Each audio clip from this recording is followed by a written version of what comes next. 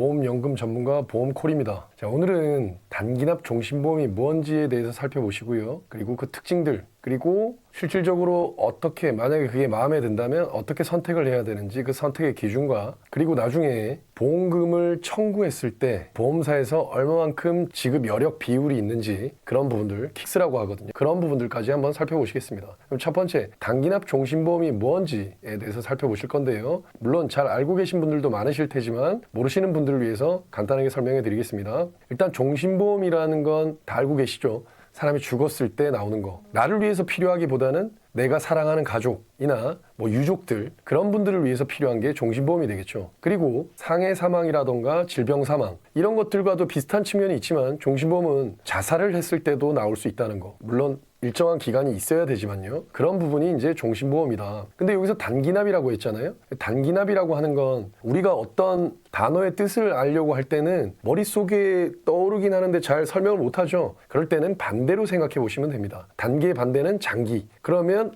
오랫동안 내는 것이 아니고 짧게 납부한다. 소위 예전에는 20년 납 해서 종신보험, 비싼 종신보험을 20년 동안 내시다가 중간에 힘들어서 해지하시는 분들이 많았는데요. 이 단기납은 5년에서 7년 정도만 납부하시고 받는 건데, 예전의 상품을 말씀드렸잖아요. 예전의 상품들의 특징은 뭐냐면 해지 환급률이 그렇게 높지 않았다는 겁니다. 그런데 생명보험사들이 사람들의 종신보험에 대한 니즈가 많이 떨어지다 보니까 이런 단기납 종신보험이라는 상품의 해약 환급금을 높여서, 그래서 그걸 판매하기 시작한 게 재작년부터 판매하기 시작했습니다. 그 단기납 종신보험이 높은 해지환급률을 가지고 있는 게 점점 줄어들고 있는 추세인데요. 이 단기납 종신보험은 제가 저번 영상에서 해지하지 말아야 될 보험 두 번째로 2위로 꼽은 게 바로 단기납 종신보험이었습니다. 그럼 제가 그렇게 꼽은 이유를 물론 그 영상에서도 설명해 드렸지만 여기서 다시 한번 설명을 해 드릴 건데요. 그때는 말씀드리지 않았던 예를 들어보겠습니다. 첫 번째는요. 제가 사실은 이 보험업계에 들어오기 전에 공무원을 가르치는 선생님이었거든요. 진짜 선생님은 아니고요. 강사, 그리고 또 원장이었거든요. 자, 그럴 때 제 제자가 있었는데 그 친구는 나름 성실하고 성격도 좋고 이런 친구였는데 한 몇 달 공부하더니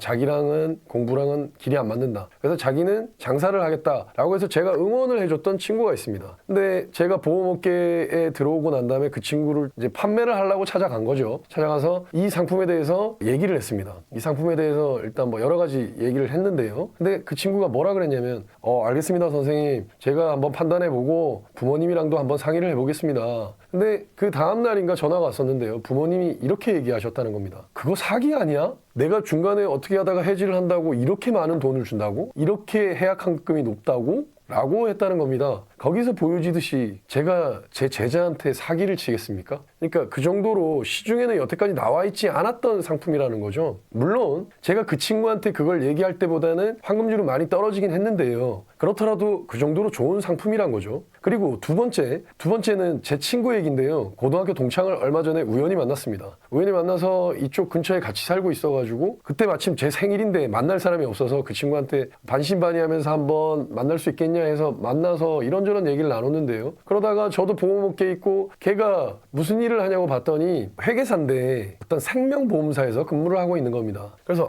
그렇구나. 그래서 이런저런 얘기를 하다 보니까 그 친구가 저도 보험업계에 있으니까 단기납 종신보험에 대해서 먼저 얘기를 꺼냈어요. 그래서 무슨 얘기하냐 이렇게 들어봤더니 자기는 회계사니까 보험에 대해서는 전혀 모르는데 그래도 전략회의에는 참여를 해야 되니까 그 참여할 때에 많이 나왔던 얘기가 그거였답니다. 단기납 종신보험이 우리 회사에 도움이 되지 않는다는 얘기를 많이 들었다는 겁니다. 그래서 저는 직접 그 회사에 소속돼 있는 게 아니다 보니까 그런 부분까지는 디테일한 건 몰랐는데 고급 정보를 들은 거죠. 그 얘기 제가 왜 말씀을 드리냐면 그 보험회사에서 도움이 되지 않는다. 보험회사에 손해가 된다는 건 반대로 누구한테 도움이 된다는 겁니까? 바로 소비자에게 도움이 된다는 거죠. 보험회사가 어떤 리스크를 지고 있다는 건 그건 반대로 소비자한테 혜택이 있다, 베네핏이 있다, 이렇게 볼 수가 있는 거고요. 그 다음 세 번째는 그냥 직관적으로 말씀드리겠습니다. 제가 가입했고 제 와이프가 가입을 했습니다. 설계사들은 여러 상품들을 보다 보니까 좋아 보이는 상품이 많습니다. 그래서 많이 가입하겠지만 이 단기납 종신보험만큼은 무조건 가입해야 되겠다고 해서 저랑 와이프 그리고 제 지인들한테도 가입을 시켰죠. 제가 보험업계에 들어올 때 어떤 마인드로 들어왔냐, 그게 소위 초심인데요. 내가 단지 돈을 벌려고 상품을 판매하면 안 되겠다. 이 분들한테 진짜 도움이 되고 그리고 나도 수수료를 받고 그럼 둘 다 윈윈할 수 있는 항상 그런 상품을 판매해야 되겠다. 그 상품 중에 하나가 바로 단기납 종신보험입니다. 자, 이렇게 말씀드리면 어느 정도 단기납 종신보험에 대한 대략적인 바운더리가 잡히셨죠? 자, 그 다음에는 좀 더 세부적으로 이 단기납 종신보험의 특징에 대해서 한번 살펴보시겠습니다. 첫 번째, 높은 해지 환급률. 아까 전에도 언급드렸듯이 예전보다는 물론 떨어졌지만 아직까지도 높은 해지 환급률을 가지고 있다. 종신보험은 죽었을 때, 내가 사망했을 때 내 주변에 있는 사람들에게 도움이 되는 겁니다. 그게 메인입니다. 하지만 사람이 계획을 하더라도 10년, 20년 뒤에 어떻게 될지 어떻게 합니까? 아무도 알 수가 없잖아요. 어떤 사정에 의해서 내가 해지를 하게 된다. 그렇게 봤을 때 해지 환급률이 높다면 좋습니까? 안 좋습니까? 당연히 좋은 거겠죠. 그렇게 보시면 되겠고요. 두 번째, 짧은 기간을 납입한다. 이것도 아까 전에도 말씀드렸지만 20년 납을 했을 때는 또 종신보험은 특성상 금액이 그렇게 싸진 않거든요. 그럼 그렇게 싸지 않은 소위 뭐 10만 원이라고 한다면 10만 원 이상의 금액을 20년 동안 납부한다는 건 너무나 부담이 되잖아요.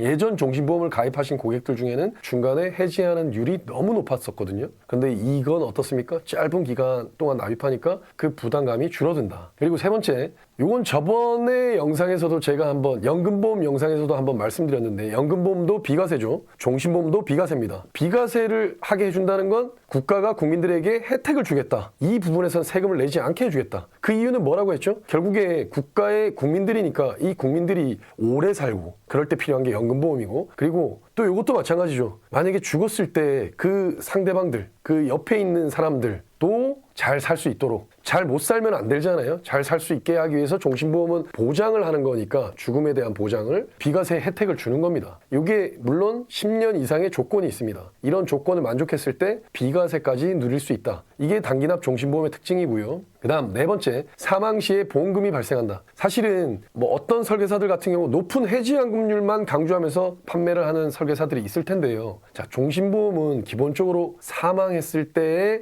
주변에 있는 가족들이나 내가 사랑하는 사람들에게 돈이 가는 거죠. 제 예를 하나 들어보겠습니다. 제가 제 예를 많이 드는데요. 지금은 이렇게 웃으면서 얘기할 수 있지만 제가 20대 때 아버지가 암에 걸리셔서 암투병을 하셨고 결국에 돌아가셨습니다. 그때가 아직 생생한데요. 사실은 아버지가 돌아가시고 난 다음에 제가 슬퍼할 겨를조차도 없었습니다. 왜냐하면 아버지의 빚이 많았었거든요. 그래서 빚쟁이들이 저에게 빚독촉을 했었고요. 그리고 그게 소송까지 간 경우가 많습니다. 그래서 아직도 기억나는데 법원에 가서 피고 김민이란 말을 정말 수도 없이 많이 들었고 그리고 그 빚쟁이랑도 젊은 혈기에 진짜 막 멱살 잡고 싸운 적도 있습니다. 또 돈이 없다 보니까 상속 포기를 해야 되는데 그 상속 포기를 법무사한테 맡기면 돈이 너무 많이 들어가니까 저는 그때 형제가 아무도 없었고 할머니랑 두 식구였거든요. 제가 가장이다 보니까 그래서 돈도 아껴야 되는 입장이었어요. 그래서 제가 직접 친척들을 다 찾아가가지고 제가 직접 도장을 받아서 상속 포기까지 그렇게 진행을 했었거든요. 이 얘기를 제가 왜 말씀을 드렸겠습니까? 보통은 이렇게 말씀하시는 분들이 많은데요. 종신보험은 애들이 어릴 때 필요한 거다. 그 말은 당연히 맞습니다. 만약에 와이프가 혼자 남겨지고 애들이 어리면 와이프가 경제적인 능력이 없다면 너무 힘들어지잖아요. 그런 부분은 일견 맞습니다. 하지만 저는 그때 20대였거든요. 그건 집집마다 다 다르겠죠, 상황이. 그럴 때 그러니까 기본적인 메인적인 특징으로 봤을 때 이 종신보험 필요하겠습니까? 필요하지 않겠습니까? 그런 부분. 또한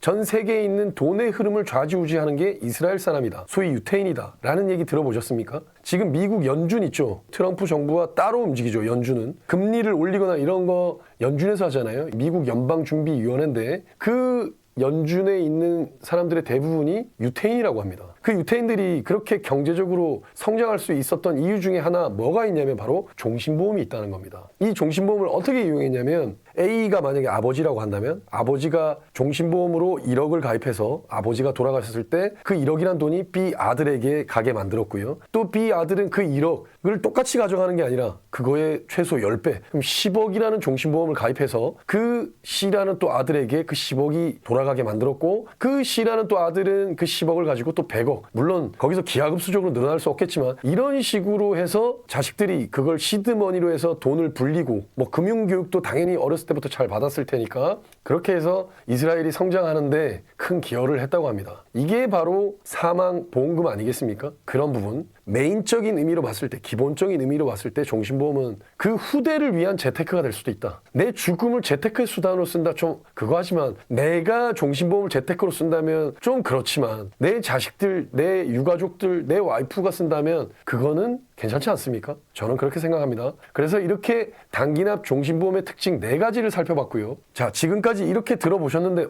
나는 단기납 종신보험이 뭔지 몰랐고 그래서 지금 너 때문에 알게 됐고 들어보니까 이거 괜찮은데 생각보다 해지환급률이 얼만큼 정도 되는 거야? 그리고 실질적으로 구체적으로 어떻게 되는 거야? 뭐 이런 부분들. 그렇다면 선택을 하셔야 되잖아요. 단기납 종신보험을. 그 선택을 할 때 기준을 제가 한번 들어봤는데요. 그 기준점 한번 같이 보시겠습니다. 단기납 종신보험 선택의 기준. 그 기준을 어떻게 선택할 것인가? 자, 기준 2가지를 선택했습니다. 첫 번째, 단기납 종신보험을 판매하는 회사들은 생명보험사들인데요. 이 생명보험사들의 보험금 지급 여력 비율, 소위 킥스라고 하는데요. 이 킥스 비율이 어떻게 되는지. 간단하게 얘기해서 내가 보험금을 청구했을 때 회사에서 보험금을 얼만큼 잘 주는가? 요거죠. 요 부분 당연히 중요하겠죠. 두 번째, 높은 해지 환급률. 특히 1번 같은 경우는 보통 유튜버나 이런 데서도 거의 언급을 안 하더라고요. 그래서 제가 거의 최초이지 않나 생각합니다. 분명히 있으시겠지만 자, 그래서 이 2가지를 기준점으로 삼아가지고 한번 5년납, 7년납을 보실 거고요. 그 다음에 킥스 비율을 한번 살펴보시고 또 킥스 비율을 적용해서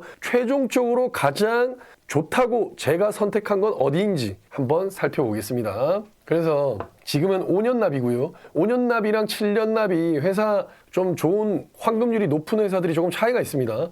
이렇게 A사부터 J사까지 살펴봤을 때 대부분 다 120%대를 유지하고 있죠. 자, 여기 생보사들은 사실 이거보다 더 많은데요. 언급되지 않은 회사들은 일단 110%대로 떨어졌다는 얘기입니다. 이 금감원에서 그렇게 하라고 했거든요. 근데 여기에서 아직 유지하고 있는 건 그 이유는 정확하게 모르겠지만 이 회사들은 지금 유지하고 있는 거고요. 눈여겨볼 것은 거의 다 122%대나 123%가 가끔씩 눈에 보이고요. 124.9%. E사 같은 경우 124.9%니까 E사가 괜찮네요. 그리고 H사 123% 괜찮네요. 나머지는 다 122%로 비슷하네요. 그렇죠? 그렇게 보시면 되겠고요. 금액이 적을 때는 1% 차이는 큰 차이가 되진 않겠죠. 일단은 그렇게 보시면 되겠고 그 다음 7년납을 한번 살펴보시겠습니다. 7년납 해지 환급률을 비교해보면 A나 B 이런 게 빠져있는 중간중간에 빠져있는 데가 보이시죠? 여기 119%가 보이네요. 여기는 7년납은. 근데 120%대도 보이고요. 이거는 이걸 보고 선택하라고 제가 이걸 보여드린 게 아니고요. 아, 대충 요 정도구나. 이렇게 살펴보시라는 얘기고요. 그러면 우린 뭘 봐야 됩니까? 그 생명보험사의 보험금 지급 여력 비율을 살펴봐야 되겠죠. 내가 보험금을 청구했을 때 그 보험금을 얼마만큼 잘 주는가. 그 부분을 살펴보시겠습니다. 그래서 그걸 킥스 비율이라고 한다고 했는데 킥스 비율을 보시면 제가 노란색으로 이렇게 해놨는데요. D사, 그 다음에 F사.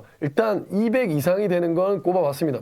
200 이하는 상대적으로 좋지 않거든요. 이거는 높아지면 높아질수록 좋은 겁니다. 370. 이건 좋은 회사가 되겠네요. 뭐 H사, D사, I사 뭐 이런 회사들은 괜찮네요. 지급 여력 비율이. 자, 그러면 이 킥스 비율을 적용해서 아까 해지 환급률이 높은 것까지 2개를 잘 매칭을 시키면 최고의 회사가 나올 수 있겠죠. 그래서 회사를 한번 찾아보겠습니다. 5년납을 보시면 D사, F사, G사, H사인데 일단 아까의 E사는 빠졌네요. 왜냐하면 킥스 비율 때문에 빠진 거겠죠. 그래서 D사 같은 경우 122.4, F사는 122.1, G사는 120. 요 4개 중에서 선택을 하시면 되는데 나는 킥스 비율이 가장 높은 데를 선택하겠다라고 하시면 우리 여기는 지금 뭐였습니까? DFGH죠. 그러면 DFGH 중에서 킥스 비율이 가장 높은 게 누구 여기서 보이시죠? 바로 H사가 되겠습니다. 그러면 5년납 해지 환급률과 킥스 비율을 조합했을 때 가장 최고의 회사는 어디다? H사가 되겠습니다.